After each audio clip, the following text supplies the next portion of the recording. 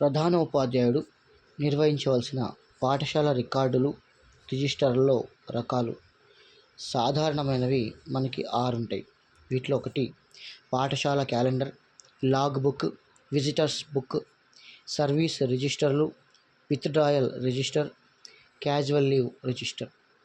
ఆర్థిక పరమైనవి చూసుకుంటే అక్విటెన్స్ రోల్, వేతనాల register, contingency register, cash book, fee collection register, bills register, ప్రభుత్వ గ్రాంట్ల ఫైలు. విద్యా సంబంధమైనవి చూసుకుంటే విద్యార్థుల హాజరు రిజిస్టర్, ఉపాధ్యాయుల హాజరు రిజిస్టర్, తరగతి కాలక్రమ పట్టిక, ఉపాధ్యాయుల కాలక్రమ పట్టిక, పరీక్షా ఫలితాల రిజిస్టర్, ఉపాధ్యాయుల ఫ్రీ పీరియడ్ టైం టేబుల్, విద్యార్థుల క్రమ అభివృద్ధి పత్రాలు. వీటిని ప్రోగ్రెస్ రికార్డ్స్ అంటారు.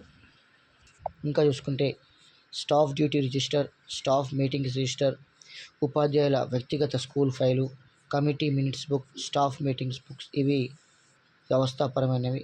కంటింజెన్సీ ఆర్డర్ బుక్ ఆర్థిక పరంగా అన్నట్టు. ఇవి కంటింజెన్సీ ఆర్డర్ బుక్, స్కాలర్షిప్ల రిజిస్టర్, చందాల రిజిస్టర్, స్టూడెంట్ ఫండ్ రిజిస్టర్, ఆదాయ వ్యయ రిజిస్టర్, టీఏ బిల్స్, రోజువారీ నగదు పుస్తకం. ఇక్కడ చూసుకున్నట్లయితే విద్యార్థుల క్రమ అభివృద్ధి పత్రాలు, హోంవర్క్ రిజిస్టర్, ఉపాధ్యాయుల డైరీలు, స్కూల్ డైరీలు, ఓరియంటేషన్ క్లాసుల్లో ఉపాధ్యాయులు పాల్గొనడాన్ని పర్యవేక్షించే రిజిస్టర్స్. సామాగ్రికి సంబంధించినవి చూసుకుంటే పాఠశాల ఫర్నిచర్, ఉపకరణాల stock book, stationery issue register, stationery stock register, library accession register, library issue register, magazines, newspapers register, ప్రయోగశాల పరికరాలు, కెమికల్స్ రిజిస్టర్, స్టోర్స్ రిజిస్టర్. ఉత్తర ప్రత్యుత్తరాలకు సంబంధించిన చూసుకుంటే రిసిప్ట్ అండ్ డిస్పాచ్ రిజిస్టర్, ప్రభుత్వ ఫర్మానా నిబంధనల file, casual leave register, memo book and peon book. తర్వాత పర్యవేక్షణకు సంబంధించినవి ప్రధాన ఉపాధ్యాయుని పర్యవేక్షణ register, rewards and punishment register, honours roll register, headmaster's instruction register, మార్గదర్శకత్వం రికార్డు, ప్రైవేట్ ట్యూషన్ రిజిస్టర్, పిల్లల ఆరోగ్య రికార్డు, హాబీస్ రికార్డు, విద్యా అధికారుల తనిఖీ రికార్డు, అకౌంట్స్ ఆడిట్ రికార్డు. పాఠశాల నిర్వహించే వివిధ రికార్డులు, రిజిస్టర్లు, రిపోర్టర్ల ప్రాముఖ్యత చూసుకున్నట్లయితే విద్యార్థుల ప్రవేశాల నిర్గమనాల రిజిస్టర్. పాఠశాలలో నిర్వహించే అతి ముఖ్యమైన రికార్డులో ఇదొకటి. పాఠశాలలో విద్యార్థి చేరేటప్పుడు కొంత ప్రాథమిక సమాచారం పాఠశాలకు అందించాలి. విద్యార్థి పేరు, పుట్టిన తేదీ, పాఠశాలలో చేరిన తేదీ, తరగతి, తండ్రి లేదా సంరక్షకుని పేరు, వృత్తి, చిరునామా మొదలైనవి పాఠశాలలో అందించాలి.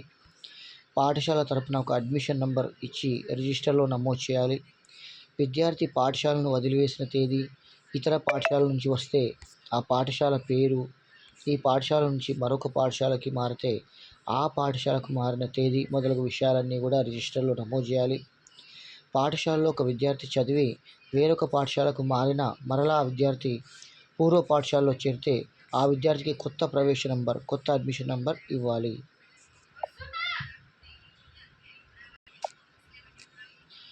పాఠశాల చిన్నదైతే ప్రతి 5 సంవత్సరాలకు ఒకసారి, పెద్దదైతే 3 సంవత్సరాలకు ఒకసారి ప్రవేశ సంఖ్యను కొత్తగా మార్చాలి. అడ్మిషన్ నెంబర్ను మారుస్తూ ఉండాలి. రిజిస్టర్లో చేయవలసిన మొట్టమొదటి పని విద్యార్థుల ప్రవేశం, నిర్గమనం రిజిస్టర్లో రికార్డ్ చేయాలి. విద్యార్థుల హాజరు రిజిస్టర్.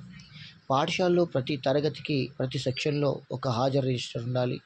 రిజిస్టర్ ప్రింట్ చేసిన పుస్తకం రూపంలో ఉండాలి, కానీ నోట్ పుస్తకాల పేపర్లను చూసి నకలు చేసినట్టు ఉండకూడదు. రిజిస్టర్లో పెన్సిల్తో లెక్కించరాదు. ఖాళీలు, కొట్టివేతలు ఉండకూడదు. ఏవైనా పొరపాటుగా తప్పుగా నమోదు చేస్తే దాని చుట్టూ వలయాకారంలో ఒక గీత గీసి దాన్ని బయట ఎర్రని సిరాతో సరైనది నమోదు చేయాలి. నమోదు చేసిన తర్వాత నమోదు చేసిన వారి సంతకం చేయాలి. ఒక తరగతికి సంబంధించిన హాజరు రిజిస్టర్లో నెలవారీగా ఆ తరగతి విద్యార్థుల పేర్లు రాయాలి. విద్యార్థి బడికి రాగానే ఉపాధ్యాయుడు ఉదయం, మధ్యాహ్నం వారి అటెండెన్స్, దాన్ని హాజరు అంటారు, హాజరు తీసుకోవాలి. ఉదయం పూట హాజరుని ఇట్లా, మధ్యాహ్నం పూట హాజరుని ఇలా గుర్తించాలి. మొత్తం తీసుకుంటే మనకి ఇట్లా వస్తాయి అన్నట్టు. సో ఇక్కడ ఉపాధ్యాయులు విద్యార్థి పాఠశాలకు రాని రోజు ఎస్ అని, సెలవు చీటీ ఇస్తే ఎల్ అని రాయాలి. పూర్తిగా యాబ్సెంట్ అయితే ఏ అని గుర్తుపెట్టాలి.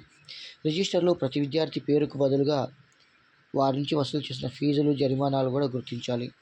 ప్రతి నెల చివర పనిదినం రోజు విద్యార్థుల సగటు హాజరు శాతం ఎంత ఉందని గుర్తించాలి. రికార్డు తరగతి ఉపాధ్యాయుడు నిర్వహిస్తాడు. తరగతి ఉపాధ్యాయుడు అంటే దీనిని క్లాస్ టీచర్ అంటారు. మరొక సీనియర్ ఉపాధ్యాయుడు ఎవరైతే దీన్ని తనిఖీ చేస్తారో అతనికి కూడా ఆదేశిస్తారు. తనిఖీ చేసిన రిజిస్టర్ను ప్రధాన ఉపాధ్యాయుడు చూసి అందులో కౌంటర్ సంతకం చేస్తాడు. బోధనేతర సిబ్బంది హాజరు రిజిస్టర్. బోధనేతర సిబ్బంది రోజు పాఠశాలకు వచ్చారనడానికి సాక్ష్యంగా నిలిచేది ఈ రిజిస్టర్ ప్రధానోపాధ్యాయుడి గదిలో ఉంటుంది. లేటుగా వచ్చిన వారి ఏదైనా సిబ్బంది సెలవు పెట్టినా అందులోపల పొందుపరచడం జరుగుతుంది.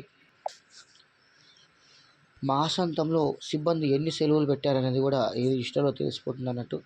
పాఠశాలలో పనిచేసే సమయంలో ఉపాధ్యాయుడి గదిలో ఉండే రిజిస్టర్, ప్రధాన ఉపాధ్యాయుడి గదిలో ఉండే రిజిస్టర్ మిగతా సమయంలో ప్రధాన స్థానంలో భద్రపరిచి ఉంటుంది. నెక్స్ట్ అది పాఠశాల క్యాలెండర్. సాధారణంగా క్యాలెండర్ ఒక సంవత్సరానికి సంబంధిత పండుగలు, సెలవు దినాలు చెప్తుంది. ఈ పాఠశాల క్యాలెండర్లో పాఠశాల విద్యా సంవత్సరంలో జరుపుకోవాల్సిన కార్యక్రమాలు ఉంటాయి. పాఠశాల క్యాలెండర్ను విద్యా సంవత్సరం ప్రారంభంలో తయారు చేస్తారు. పాఠశాల గురించి తెలిసిన కొందరు ఉపాధ్యాయులు, ప్రధానోపాధ్యాయుడు కలిసి దీన్ని రూపొందిస్తారు. కాలక్రమ పట్టిక, దీన్నే టైం టేబుల్ అంటాం. పాఠశాల కార్యనిర్వహణకు పథకాలు రూపొందించడానికి కాలక్రమ పట్టిక సహాయపడుతుంది. కాలక్రమ పట్టిక వలన ఉపాధ్యాయులు, విద్యార్థులు పని ప్రాముఖ్యం తెలుసుకొని క్రమశిక్షణకు అలవాటు పడడం జరుగుతుంది. కాలక్రమ పట్టిక వలన ప్రతి ఒక్కరి శక్తిని, దృష్టిని నిర్ణీత కాలక్రమం వైపు మళ్లిస్తూ కాలం వృధా కాకుండా చూసుకోవచ్చు. ఈ పట్టిక వల్ల విద్యార్థి అన్ని విషయాలపై శ్రద్ధ, ఆసక్తులను పెంపొందించుకోవడం, పీరియడ్స్ కేటాయించడం కూడా జరుగుతుంది. విద్యార్థుల ప్రగతి పత్రాలు, వీటిని ప్రోగ్రెస్ కార్డ్స్ అంటారు. ప్రగతి పత్రం అంటే విద్యార్థి అభివృద్ధి గురించి, విద్యార్థి యొక్క ప్రావీణ్యాన్ని గురించి తల్లిదండ్రులకు తెలియజెప్పేటటువంటి పత్రం. ఈ రిపోర్ట్లు ఉపాధ్యాయుడు, తల్లిదండ్రుల మధ్య సత్సంబంధాన్ని చూపిస్తాయి. కావున ప్రతి పాఠశాలలో ఈ రిపోర్టు తయారు చేయడానికి, నిర్వహించడానికి ఎక్కువ ప్రాముఖ్యత ఇస్తారు. సంచిత పత్రావళి విద్యార్థులకు సంబంధించిన ఒక రికార్డు, క్యుములేటివ్ రికార్డ్ అంటాం.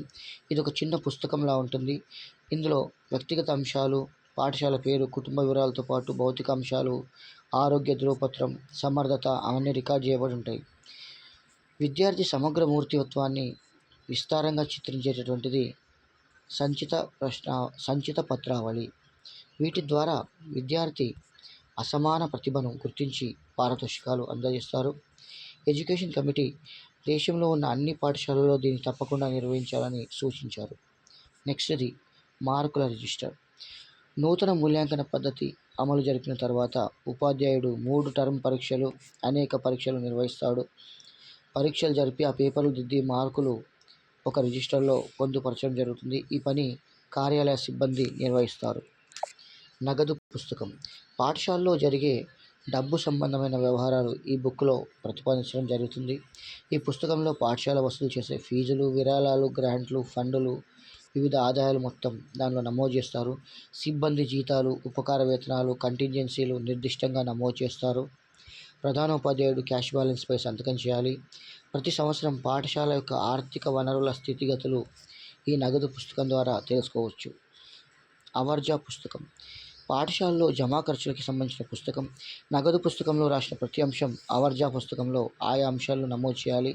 అవర్జా పుస్తకం సాయంతో పాఠశాల బడ్జెట్, సంవత్సరం, నెలవారీ లెక్కలు, గణాంకాలు తయారు చేయడానికి వీలవుతుంది. Log book.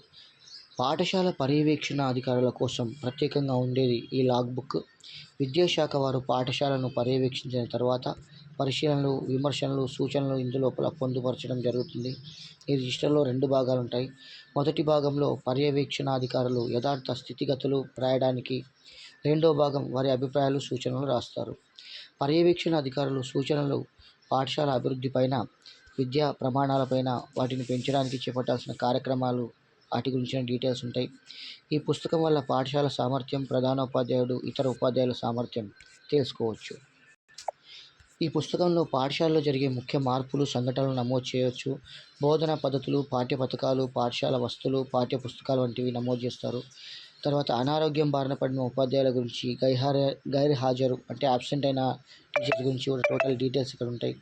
ఈ పుస్తకాన్ని పాఠశాల చరిత్రను తెలియజేసే పాఠశాల డైరీగా చెప్పవచ్చు. లైబ్రరీ క్యాటలాగ్ లేదా లైబ్రరీ రిజిస్టర్ మీకు తెలిసిందే. లైబ్రరీలో ఉన్న పుస్తకాలన్నింటినీ గుర్తించడానికి ఉపయోగించేది లైబ్రరీ క్యాటలాగ్.